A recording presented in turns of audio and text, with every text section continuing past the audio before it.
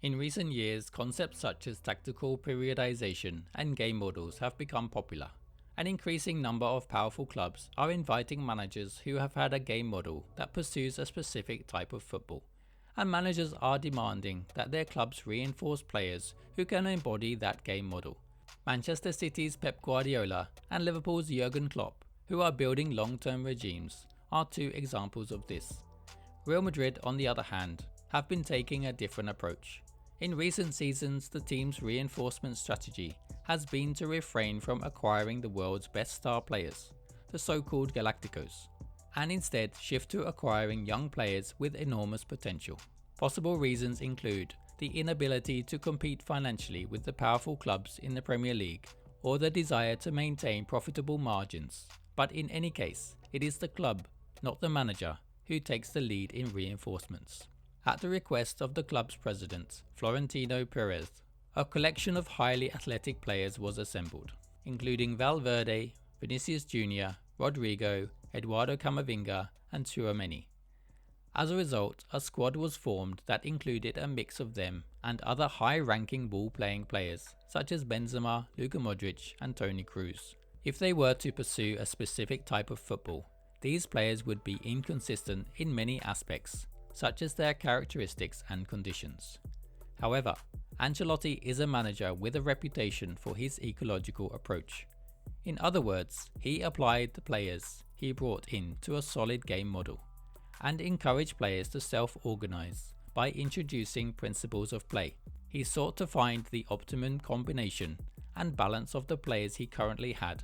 The style of football that can be expressed on the pitch inevitably deviates, depending on the players used, and there is a gap between static possession football, centered on Modric and Kroos, and dynamic open football, centered on Valverde, Camavinga, and Rodrigo. This resulted in the problem of losing the reproducibility. It seems as if the best way to play was to rely heavily on veterans, but in the Champions League, they suffered a crushing defeat to Manchester City in a way that showed a huge difference in reproducibility and strength, and was unlike the season before. And so far this season, tactics have been focused on the high-energy football, which is thought to be the club's intention, and more specifically, the focus is on ball possession and high-intensity, high pressing, with a focus on positional play by players with a high athletic ability. This could be in the anticipation that current Leverkusen coach Xabi Alonso takes over from Ancelotti next summer. Alonso's Leverkusen now press from the front and make it difficult for the opposition in the first phase. It looks like they are aiming for a style of football that combines the ability to create chances from pressing while also retaining as much of Real Madrid's tactical flexibility as possible. The team sought to create modern football in order to maintain control of the game for 90 minutes with reproducibility. This has led Ancelotti to prioritize a game model approach over an ecological approach. Up until the Atleti game, Modric and Kroos had never been in the starting lineup at the same time, and when either of them does appear, they are given the same role as the other players in their position. As a result, it is less likely that the football on the pitch would change drastically depending on the players used. If you were to ask why they were able to turn the tide towards modern football, the reason can be summed up in the arrival of Jude Bellingham. For now, Bellingham's ultimate versatility allows him to solve all three problems by himself. He not only plays as a number 10, number 8, number 6 and number 4, but also replaces Benzema as a number 9, scoring 6 goals and providing 1 assist in 6 games.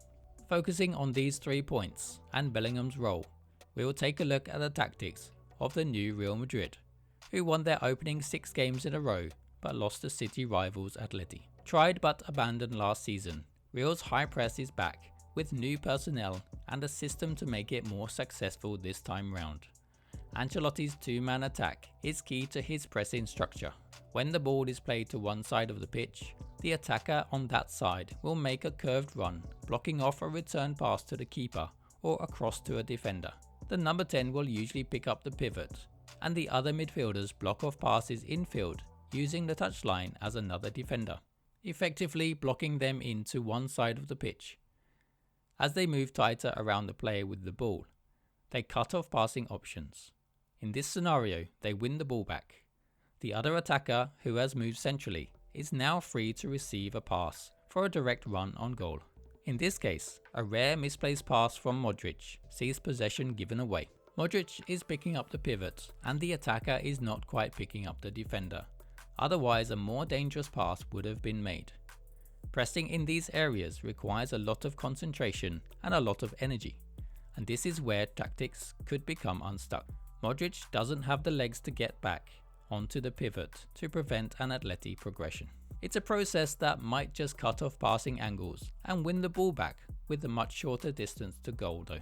In earlier games, Bellingham successfully played at the head of the diamond, and his versatility solved this problem as he is able to get close to the pivot as well as provide a target in the box when the ball does break for Real Madrid in these high areas. The midfielder on the side of the diamond also has a job to do. Their job is to dart out and prevent the fullback having time on the ball, a role which also requires legs.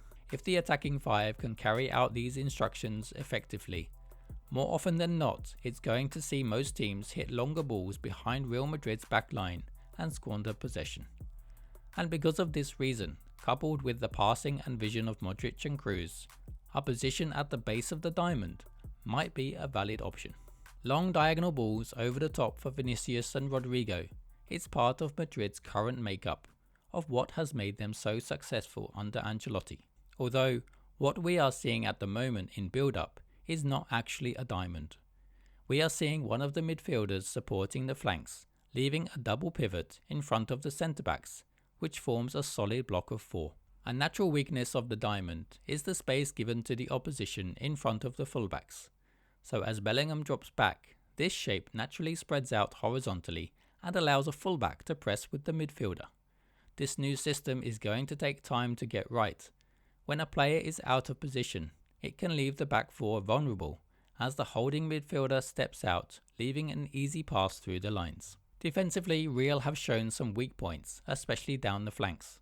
What we might expect, and this is something that teams like Inter do very well, is when the fullback presses, his position is instantly covered by a midfielder, so there are no gaps left behind. This again takes a high level of concentration and a certain rigidness to perfect. Real Madrid's mid-block 4-4-2 sees the two attackers blocking passing angles, and this is about preventing passes into the centre.